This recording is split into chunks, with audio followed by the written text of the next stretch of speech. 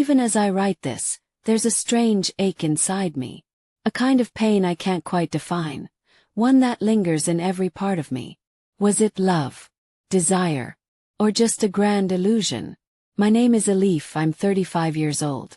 I found myself trapped in a situation I never imagined I'd be in. When I met him, when I stepped into this relationship, everything felt so different. As if I had found the missing piece of my life. But now, looking back, I'm questioning if that piece ever truly belonged to me. It all started with him persistently pursuing me. The more I tried to escape, the more he chased me. I wanted to be rational. I knew this was wrong. He was married. He had a family. But no matter how hard I tried to resist, when I looked into his eyes, when I heard his voice, when he touched me, something inside me crumbled. He wanted me. He needed me.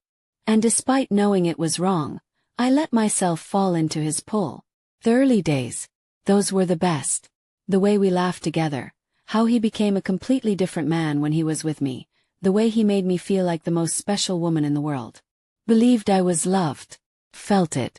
But over time the illusion started to fade. He wasn't as attentive as before. Whenever I told him I loved him, I could see hesitation in his eyes. The excitement in his gaze was no longer there. And then that message came. We had been arguing for days. Maybe we had already reached the breaking point. I was emotionally drained. I thought we loved each other, but at that point I wasn't even sure if he cared anymore. And then, in my most hopeless moment, my phone buzzed. It was him. A rush of emotions flooded through me. But the strongest one was hope. Maybe he's finally ready to fix this. Maybe he's going to apologize. But the message was something entirely different. I'm thinking about buying a car.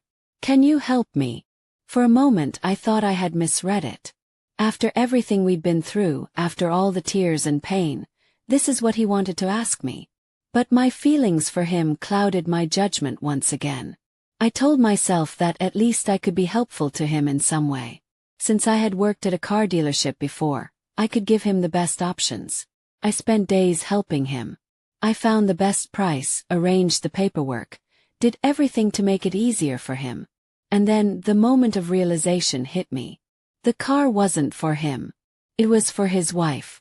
My legs went weak. It felt like a stone had been placed on my chest. My hands started trembling. My heart ached. While I was fighting for us, while I was trying so hard to fix things between us, he was out buying a gift for another woman. His wife. He didn't care.